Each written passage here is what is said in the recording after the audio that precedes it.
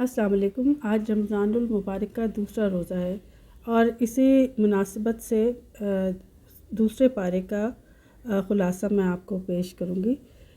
اس سلسلے میں آپ کو یہ ذکر کرتی چلوں کہ آپ کو اسکرین پہ دوسرے پارے کی کچھ اہم نکات لکھے ہوئے نظر آ رہے ہیں اور میں آپ کو اس کا خلاصہ بیان کروں گی۔ سورہ بقرہ ایک نہایت جامع سورت ہے۔ اس میں دین کا پورا ضابطہ حیات مسلمانوں کو بتایا گیا ہے۔ اس پارے میں سورہ بقرہ کی آیت نمبر 141 سے 252 تک ہیں۔ اس پارے کا آغاز تحویل قبلہ کے حکم سے ہوتا ہے۔ نبی کریم صلی اللہ علیہ وآلہ وسلم کی شدید خواہش تھی کہ بیت المقدس کے بجائے بیت اللہ کی طرف رخ کر کے عبادت کریں۔ چنانچہ اس صورت میں بیت المقدس کے بجائے کعبہ مشرفہ کی طرف منہ کر کے نماز پڑھنے کا حکم دیا گیا ہے اور ہمیشہ کے لیے بیت اللہ کو قبلہ قرار دے دیا گیا۔ یہ بھی حکم دیا گیا کہ جہاں کہیں بھی ہو نماز میں اپنا چہرہ بیت اللہ کی طرف ہی کرو۔ یہود، کفار اور منافقین نے اس حکم پر سخت اعتراضات کیے۔ اس کے جواب میں اللہ تعالیٰ نے فرمایا کہ مشرق اور مغرب سب اللہ ہی کے ہیں، تو جس طرف بھی تم رخ کرو وہ اللہ ہی کی طرف ہوگا۔ اس کے بعد اس دعا کی قبولیت کا ذکر ہے جو سیدنا ابراہیم نے مانگی۔ چنانچہ نبی کریم صلی اللہ علیہ وآلہ وسلم کے بعثت کا ذکر کیا گیا اور آپ کے 4 وظائف بتائے گئے۔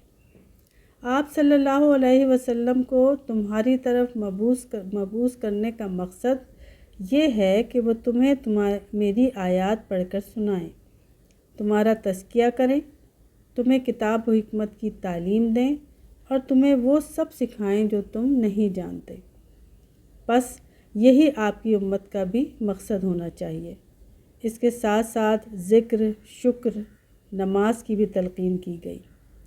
یہ تنبیہ بھی کی گئی کہ تمہاری زندگی میں آزمائشیں آتی رہیں گی، تو اصل خوشخبری صبر کرنے والوں کے لیے ہے اور صبر کرنے والے ہی ہدایت یافتہ ہیں۔ مصیبت کے وقت آخرت کو یاد کرنے کی تلقین بھی ہے، کیونکہ ایسا کرنے سے مصیبت ہلکی لگنے لگتی ہے۔ پھر اللہ تعالیٰ نے مختصراً علم کو چھپانے والوں اور ان کے لیے تیار کردہ وعید کا تذکرہ کیا۔ اس کے بعد اپنی قدرت کی کچھ نشانیاں ذکر کر کے حلال اور طیب کھانے کی ترغیب دی اور یہ بتایا کہ دنیا میں جو کچھ حلال ہے وہ کھاؤ پیو، اور ساتھ ہی مردار خون، سور کا گوشت، غیر اللہ کے نام نذر کی ہوئی چیزوں کا حرام ہونا بھی واضح کر دیا۔ اللہ تعالیٰ نے یہ بھی واضح کر دیا کہ مخلوق کی محبت اگر حد سے بڑھ جائے تو وہ شرک کی طرف لے جاتی ہے۔ جو سب سے بڑا محبوب ہوتا ہے وہی اصل میں معبود ہوتا ہے، اور ایمان والوں کا اصل محبوب ان کا رب ہوتا ہے۔ پھر آیت البر لائی گئی جس میں نیکی کا ایک جامع تصور دیا گیا کہ نیکی تو اصل میں یہ ہے کہ عقیدہ درست ہو، حقوق اللہ اور حقوق العباد کی ادائیگی مناسب طریقے سے ہو، عہد کو پورا کیا جائے اور ہر قسم کے حالات میں صبر کیا جائے۔ یہی اصل میں نیکی ہے۔ اس آیت میں باقی نیکیوں کو عمومی انداز میں ذکر کیا گیا، جبکہ ایفائے عہد اور صبر کا الگ سے ذکر کیا گیا جو ان کی اہمیت کو ظاہر کرتا ہے۔ اس کے بعد قصاص کے احکام بیان کیے گئے کہ جان کے بدلے جان ہوگی، اور قصاص کو زندگی سے عبارت کیا گیا کہ اصل میں تمہارے لیے قصاص میں ہی زندگی ہے۔ یہ بھی بتایا گیا کہ اگر مقتول کے ورثاء راضی ہوں تو خون بہا کی بھی اجازت ہے۔ اس کے بعد وصیت کے احکام آئے اور اس کو پورا کرنے کی تاکید کی گئی۔ حدیث مبارکہ کے مطابق 1/3 مال میں وصیت کی جا سکتی ہے، بقیہ سارا مال وارثوں کا حق ہے۔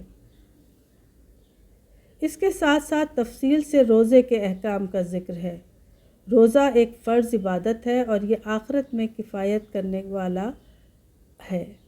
یہ بھی بتایا گیا ہے کہ مریض اور مسافر کے لیے نرمی ہے، وہ بعد میں قضا کر سکتے ہیں۔ روزہ تقویٰ پیدا کرنے میں بہت اہم کردار ادا کرتا ہے۔ اس کی گنتی پوری کرنا لازم ہے، لہٰذا قضا روزے رکھنا بھی فرض ہے۔ البتہ معذور جو بعد میں ادا نہیں کر سکتا، اس کے لیے فدیہ کی بھی اجازت ہے۔ یہ بھی واضح کر دیا گیا ہے کہ رمضان کی اہمیت قرآن کی وجہ سے ہے۔ یہ مہینہ اس لیے اتنا اہمیت کا حامل ہے کیونکہ اسی مہینے میں قرآن نازل کرنا شروع کیا گیا۔ اس کے بعد چند احکام جہاد و قتال کے بارے میں بتائے گئے ہیں۔ یہ واضح کیا گیا کہ فتنہ پھیلانا قتل سے زیادہ برا ہے۔ قتال تم پر فرض ہے، اور یہ کہہ کر ہمت دلائی گئی کہ ہو سکتا ہے کہ جو چیز تمہیں ناپسند ہو وہی تمہارے لیے بہتر ہو، اور جو چیز تمہیں پسند ہو وہی تمہارے لیے بری ہو۔ اور یہ خوشخبری سنائی گئی کہ جو بھی ایمان لے آئے اور ہجرت اور جہاد پر عمل پیرا ہو، ان کے لیے رحمت کی امید اور مغفرت ہے۔ اور شہید کے درجات کی طرف بھی یہ کہہ کر اشارہ کر دیا گیا کہ جو اللہ کی راہ میں مارے جائیں ان کو مردہ مت کہو، بلکہ وہ زندہ ہیں لیکن تم شعور نہیں رکھتے۔ یہاں سے حج اور عمرے کے مفصل احکام آتے ہیں۔ حکم ہوا کہ یہ دونوں اعمال خالصتاً اللہ کے لیے کرو، اور یہ حکم دیا گیا کہ حج کے دوران کسی بے حیائی، لڑائی، جھگڑے اور گالم گلوچ میں نہ پڑو۔ حج کا سفر نیکیوں کا سفر ہونا چاہیے اور زیادہ سے زیادہ بخشش مانگنی چاہیے۔ یہ بھی واضح ہوا کہ جنت کا راستہ آزمائشوں سے بھرا ہوا ہے۔ کوئی شخص اس وقت تک کمال کو نہیں پہنچتا جب تک کہ وہ آزما نہ لیا جائے۔ اس پارے میں صحابہ کرام کے بعض سوالات کا بھی جواب دیا گیا ہے۔ اس میں انفاق کے مصارف کے بارے میں سوال کا جواب دیا گیا کہ جو بھی تمہاری ضرورت سے زیادہ ہو وہی خرچ کرو۔ اس میں سب سے بہترین خرچ وہ ہے جو والدین، قرابت داروں، یتیموں، مسکینوں اور مسافروں کے لیے اور ان کی مدد کے لیے خرچ کیا جائے۔ اس کے علاوہ شراب اور جوئے کی حرمت کا ذکر کیا گیا۔ یتیموں کی اصلاح اور ان کی دیکھ بھال کی ترغیب دی گئی۔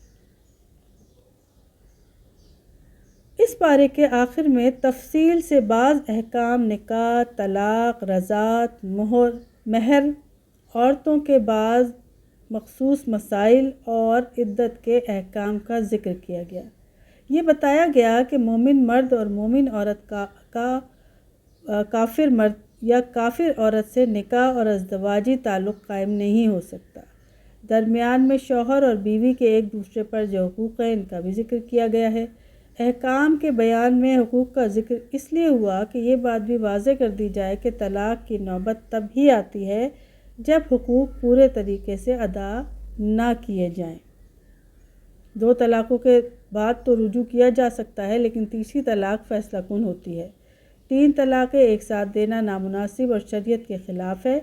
اسی طرح عورت کو اذیت دینے کے لیے بھی طلاق کا استعمال نہیں کرنا چاہیے۔ اللہ جل شانہ کی جانب سے عورت کو بالکل اجازت ہے کہ وہ عدت کے بعد دوسرا نکاح کر لے۔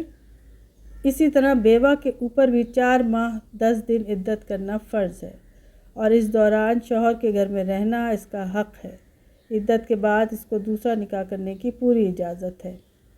پھر کچھ واقعات کے ذریعے اہم سبق سکھائے گئے ہیں۔ ان میں ایک واقعہ مردوں کو زندہ کر کے دکھائے جانے کا ہے۔